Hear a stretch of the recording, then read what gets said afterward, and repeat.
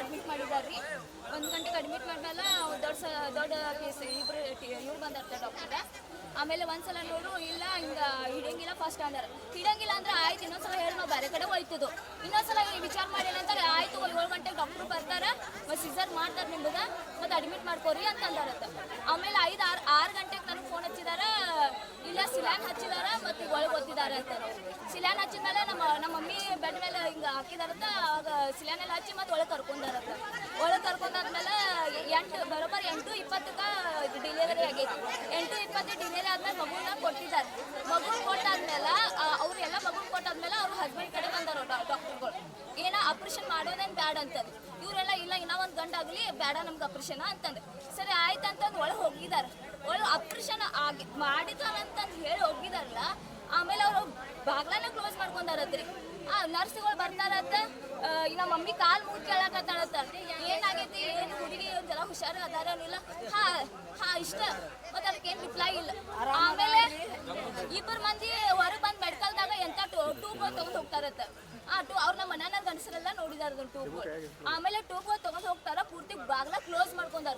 ಇವ್ರು ಹೋಗೋ ಬಡ್ಕೋ ಏನು ಬಾಗ್ಲ ಬಾರಿಸಿದ್ರು ಭೀ ಏನು ರಿಪ್ಲೈ ಇಲ್ಲ ಅಂದಮೇಲೆ ನಮ್ಮ ಮಮ್ಮಿ 10:20 ಅಂದ್ರೆ ನಂಗೆ ಫೋನ್ ಹಚ್ಚಾರ. ಏನು ಹೇಳಕತ್ತಿಲ್ಲ ಎಂತಿಲ್ಲ ಅಂತ. 10:35 ಬರೋಬರಾಗೈತಿ. ಪೊಲೀಸರು ಬಂದಾರ. 10:35 ಪೊಲೀಸ್ ಬಂದ. ಪೊಲೀಸರು ಭೀ ನಿಂತಿಲ್ಲ, ಪೂರ್ತಿ ಒಳಗೆ ಅವರು ಭೀ ಪೊಲೀಸ್ ಒಳಗೆ ಬಂದಾರ. ಅವ್ರ ನೀತಿ ಮಾಡ್ಕೊಂಡಾರ ಬಿಡ. ಪೊಲೀಸರು ಒಳಗೆ ಬಂದಾರ, ಹೊರಗೆ ಬಂದಾರತ್ತ. ಬಂದಾದ್ರೆ ನಮ್ಗೆ ಬೈತಾರತ್ತ. ನಮ್ಗೆ ಬೈತಾರಂತ. ನೀವು ಇಲ್ಲ ಅಂತದೇನಿಲ್ಲ, ಇಲ್ಲ ಗಣಪತಿ ಐತಿ ಅರ್ಕ ರೌಂಡ್ ಹಾಕಕ್ಕೆ ಬಂದಿದ್ದು. ಯಾವತ್ತು ನಾವು ಪೊಲೀಸ್ ಬಂದಿಲ್ಲ ಈ ದವಾಖಾನೆ. ನಂದು 2 ಡೆಲಿವರಿ ಇಲ್ಲೇ ಆಗಿದ್ದಾವೆ. ಇದು ಫಸ್ಟ್ ಟೈಮ್. ಆಮೇಲೆ ಮತ್ತೆ ಬೇರೆ ನಾವು ಸರ್ ಬರ್ತಾರೆ ಪೊಲೀಸರ. ಅವಾಗ ಅಂತಾರ ಇಲ್ಲ ದತ್ತಾಗೈತಿ ಮತ್ತು ಉಳಿದಿಲ್ಲ ಹಿಂಗೆಲ್ಲ ಅಂತಾರೆ. ಅವಾಗ ಬಾಯಾಗಿ ಇಟ್ಕೊಂಡಿದ್ದೀರ ನಮಗೆ ಫಸ್ಟ್ ಹೇಳ್ಬೇಕಿಲ್ಲ ಇವ್ರು. ಈಗ ನೋಡಾಕಿ ಗಂಡ ಶಿವಲ್ನಾಗ ಅಡ್ಮಿಟ್ ಆಗಿದ್ದಾನ್ರಿ ಅಲ್ಲಿ. ಈಗ ಅವ್ನು ಫುಲ್ ಟೆನ್ಷನ್ ತಗೊಂಡಿದ್ದು. ಅವ್ನು ಪೂರ್ತಿ ಇದಾನ ಅಳಪದಾನ. ಈಕೆ 4 ಮನೆ ಕೆಲಸ ಮಾಡಿ ಈಗ ಹೊಟ್ಟಿಲಿದ. ಈಗ 9 ಅಂತ ಬಿಟ್ಟಿದ್ದಾರೆ ಕೆಲಸ ಮಾಡಿರ. ಅದನ್ನ ಫಸ್ಟ್ ಟೈಮ್ ಮಗು ಈಗ ಬಿಟ್ಟಿದ್ರೆ ಅವ್ ಬಿದ್ದಿದ್ರು. ಅವ್ ಮ್ಯಾಗಿಂದ ಮನಿ ಮೇಲಿಂದ ಬಿದ್ದಿದ್ರು. ಸಿಮೆಂಟ್ ಸಿದಾ ಮಾಡಕ್ ಹೋಗಿ ಬಿಟ್ಟಿದ್ರು ಅವ. ಅದು ತಡಾಗ ಪ್ಲೇನ್ ಇದಾಗ್ಬಿಟ್ಟಿದೆ. ಅದು ರಿಪೋರ್ಟ್ ಗಿಪೋರ್ಟ್ ಎಲ್ಲ ಅದಾವ್ರಿ ಗಂಡದು ನಮ್ಮ ಕಡೆ. 2ನೇ ಡೆಲಿವರಿ. ಫಸ್ಟ್ನೇ ರಾಜೇಶ್ವರಿ ಸಾಗರ್ ಐಹೊಳೆ ಕನಗಲ ನಮ್ಮ ದೂರ. ನಾವು ದೊಡ್ಡ ಅಕ್ಕ. ಆಮೇಲೆ ಆಧಾರ್ ಅನ್ನೋ ಒಬ್ಬರು 23 ವರ್ಷದ ಹೆಣ್ಮಗಳು ಇಲ್ಲಿ ಆಸ್ಪತ್ರೆಗೆ ಕರ್ಕೊಂಡ್ಬಂದಿದ್ರು. 2ನೇ ಹೆರಿಗೆಗಾಗಿ ಬಂದಿದ್ದರು. 1ನೇ ಹೆರಿಗೆನೂ ಅವ್ರದ್ದು ಸಿಜರಿನ್ ಆಗಿತ್ತು. 2ನೇ ಹೆರಿಗೆ ಇಲ್ಲಿ ಅವ್ರ ಸಿಜರಿನಿಗೆ ಎಲೆಕ್ಟ್ರಿಕ್ ಸಿಜರಿನ್ ಮಾಡೋಣ ಅಂತ ತೊಗೊಂಡಿದ್ರು. ಬಟ್ ರಾತ್ರಿ ಅದು ಏನಂತ ಅಮ್ನಿಯೋಟಿಕ್ ಫ್ಲೂಯಿಡ್ ರಪ್ಚರ್ ಆದಮೇಲೆ ಅವ್ರು ಏನು ಮಾಡಿದ್ರಪ್ಪ ಅಂತಂತಂದರೆ ಸಿಜರಿನ್ ಮಾಡಬೇಕಂತ ರಾತ್ರಿ ಸಿಜರಿನ್ಗೆ ತೊಗೊಂಡಿದ್ದಾರೆ. ಆದರೆ ಸಿಜರಿನ್ ಮಾಡಿ ಮಗು ಹೊರಗೆ ತೆಗೆದಿದ್ದಾರೆ ಮಗುವನ್ನು.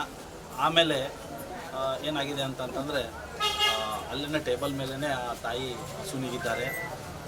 ಕಾರಣ ಆ ಮಗು ಅಲ್ಲಿಂದ ಆ ಮಗುನ ಶಿಫ್ಟ್ ಮಾಡಿದ್ದಾರೆ. ಅದೇ ರೀತಿ ಆ ತಾಯಿಗೆ ಏನು ಸೂಚರ್ ಹಾಕಬೇಕು ಅದೇ ರೀತಿಯಲ್ಲಿ ರಿಸಿಸ್ಟೇಷನ್ ಮಾಡಿದ್ದಾರೆ. ಅಲ್ಲಿ ಏನೋ ಮಾಡಿ ಅಷ್ಟೆಲ್ಲ ಮಾಡಿದ್ರೂ ಉಳಿಸ್ಲಿಕ್ಕೆ ಆಗಲಿಲ್ಲ. ಅದೊಂದು ಸಮಸ್ಯೆ ಆಗಿದೆ ಇಲ್ಲಿ. ಅದಕ್ಕಾಗಿ ನಾವು ನಾವು ತಂಡವನ್ನು ರಚಿಸ್ತೀವಿ. ಇಲ್ಲಿ ಎಲ್ಲಿ ಮಿಸ್ಟೇಕ್ ಆಗಿದೆ ಏನಾಗಿದೆ ಅನ್ನೋದನ್ನು ತಗೊಂಡು ಅದಕ್ಕೆ ಯಾರಿಗೆ ನಾವು ಏನು ಆ್ಯಕ್ಷನ್ ತಗೋಬೇಕು, ಯಾರ ಮೇಲೆ ಏನು ಮಾಡಬೇಕು ಅನ್ನೋದನ್ನು ನಾವು ಕ್ರಮ ಜರುಗಿಸ್ತೀವಿ. ಸರ್, ಈಗ ಪೋಷಕರಿಗೆ ಕನಿಷ್ಠ ಮಾಹಿತಿ ಆದರೂ ಕೊಡಬೇಕಿದ್ದಲ್ಲ ಸರ್? ನೀವು ನಿನ್ನೆ ಮಾಹಿತಿನೇ ಕೊಟ್ಟಿಲ್ಲ ಅಂತ ನಿಮ್ಮ ವೈದ್ಯರು. ಪೊಲೀಸರಿಗೆ ಕಳಿಸ್ತೀರಿ, ಆದರೆ ಪೋಷಕರಿಗೆ ಹೇಳ್ಬೇಕಲ್ಲ ಏನಾಗಿದೆ ಅಂತ, ಕನ್ವಿನ್ಸ್ ಮಾಡೋ ಪ್ರಯತ್ನ ಮಾಡಬೇಕಲ್ಲ. ಇದು ಕನಿಷ್ಠ ಕೆಲಸ ಅಲ್ಲ ನಿಮ್ಮ ವೈದ್ಯಕೀಯ ಸಿಬ್ಬಂದಿ? ಅದು ಮಾಡಬೇಕಾಗಿತ್ತು. ಬಟ್ ಏನಾಗುತ್ತಾ ಅಂತಂತಂದರೆ ಈಗ ಸಿಜರೇನ್ ಮಾಡಿದ್ದಾರೆ ಅಂತಂತಂದರೆ ಪೂರ್ತಿ ಅದನ್ನೆಲ್ಲ ಸೂಚರ್ ಮಾಡಬೇಕಾಗತ್ತೆ. ಅದೇ ರೀತಿ ಅದ್ರ ಜೊತೆಯಾಗಿ ರಿಸಿಸ್ಟೇಷನನ್ನು ಮಾಡುವಂಥ ಪದ್ಧತಿ ಇರ್ತದೆ, ಅದನ್ನು ಮಾಡಬೇಕಾಗಿರ್ತದೆ. ಒಂದು ನಿಮ್ದು ಅವ್ರದ್ದು ಕಳಕಳಿ ಏನಿದೆ ಅನ್ನೋದು, ಅವ್ರದ್ದು ನೋವೇನಿದೆ ಅನ್ನೋದು ನಮ್ಗೆ ಅರ್ಥ ಆಗ್ತಾಯಿದೆ. ಆದರೆ ಆ ಒಂದು ಎಮರ್ಜೆನ್ಸಿ ಸಿಚುವೇಶನ್ದಲ್ಲಿ ಇದೊಂದು ಮಾಹಿತಿಯನ್ನು ಕೊಡಬೇಕಾಗಿತ್ತು. ನಾನು ಅದ್ರ ಬಗ್ಗೆನೂ ಪರಿಶೀಲಿಸಿ ಕ್ರಮ ಜರುಗಿಸ್ತೀನಿ. ನಿಮ್ಮ ಹೆಸರು ಸರ್? ನಂದು ಡಾಕ್ಟರ್ ರಮೇಶ್ ದಂಡಿಗೆ ಅಂತ, ತಾಲೂಕಾ ವೈದ್ಯಾಧಿಕಾರಿಗಳು ಬೆಳಗಾವಿ.